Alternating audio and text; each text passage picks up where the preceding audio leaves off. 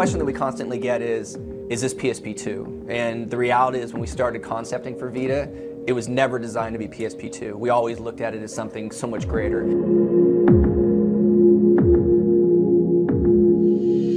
So early on, we were able to feel emotionally invested in this hardware.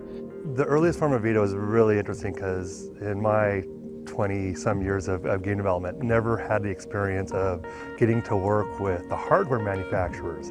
One of the great things that Shu Yoshida brings as president of Worldwide Studios is this relationship with SCEI. And so he has influenced them to include all of Worldwide Studios heavily in the early hardware development. And in my experience, and I've been here a long time, I haven't seen something like this, where everybody had a voice. You know, the engineers were asking for all sorts of input from the game developers on, you know, what about, you know, what kind of analog sticks, you know, should the button be concave or the stick, or, you know, convex. And that includes, you know, our internal studios, included third parties. Like, we brought in everybody. The further we got into production, like, wow, this thing's a beast. When you can touch essentially a box and a pile of wires and tell those engineers what you think, it makes a huge difference as opposed to some guys handing you a machine when it's all done and saying, do your best. But we did look at a really broad range of things, and then when we looked at the final product, we wanted it to be something that was so markedly different than where mobile is, that we stopped talking about mobile and portable devices. We kind of leave that in the past. This is really kind of superseding the market in entertainment experiences. But where this thing really started to shine was when you had that big 5-inch high-def screen in front of you, right? Then you realized, okay. Our partners, AT&T, and got just a dump of wealth of learnings from them on you know, touch devices that they've previously have worked on, and to really understand what the consumer wants when they have a touch panel. We're blown away by the beauty of the OLED screen. I mean, it's absolutely a gorgeous experience. And what it does is it's probably the closest to a PS3 visual experience that you're gonna ever be able to find on any handheld. First time we saw the screen, it was like, wow, it's so vibrant. Screen is just a gorgeous OLED screen, and it's just fun to look at anything on that screen. The size of the screen, it's really big enough to immerse you in the game, whereas you can't get that with, you know, a phone or something like that. So it really kind of is big enough to cross that boundary from I'm immersed in the game to I'm just, you know, tapping on something. Ergonomically, it's just more comfortable to hold something where you're not. It's nice to have something that's a little more substantial to hold on to. Your hands aren't compressed, you don't have cramps, it feels good. And the weight of it, it's not too heavy, it's not too light. So it just felt comfortable.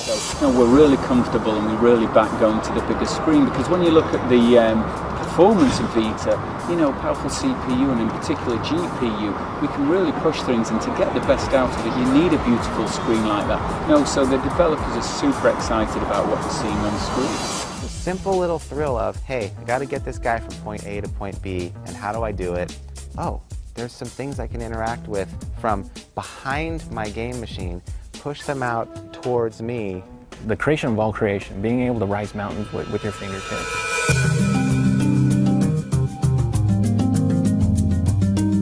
Every single gamer and producer in our whole organization just screamed and stomped their feet and said, two sticks, until we got it, right? Yeah, I mean, the dual analog sticks, especially for a first-person shooter, are huge. I mean, you can't overstate it. From the very beginning, this was designed as a first-person shooter-esque platform. The dual analogs, the big screen, it's a games player's machine. The perfect decision for a handheld, really. I mean, who doesn't want to play Uncharted or Call of Duty on a handheld? I mean, I want to sit there and just play away with it. That you get to play, you know, incredible games on it.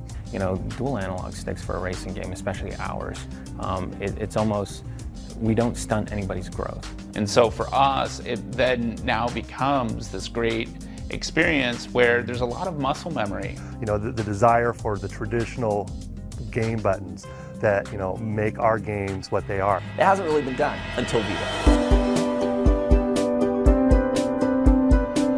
I think the Wi-Fi 3G component allows us to do something that we haven't taken full advantage of before. Things like the near functionality on Vita, to be able to drop a digital gift, and if anyone else comes through that same general area with a Vita and they're looking for gifts via near, like, hey, Someone that was playing Mod Nation Racers or Uncharted dropped a digital gift. You always have a connection to what's going on with other people that are playing, and it just kind of reminds you that the game is there. You know, you can see your friend just started playing a match, and you can like, okay, I'm going to go and jump into that match. But it's also a good tool for socialization. So when you see that people have downloaded your creations, okay, well that's exciting, and it can help foster the community. It just helps that communication and collaboration.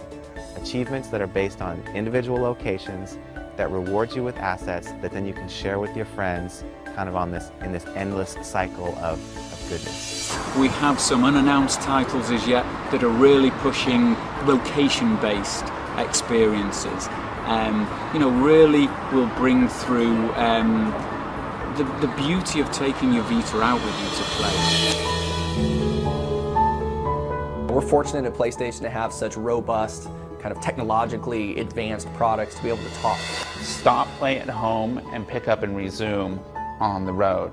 And there really is nothing else in the industry, really anything else in gaming, that has had a portable device and a console device really actually talk seamlessly. And so now, all that time that you're away from your PS3, you can always be accumulating trophies. I think that's huge.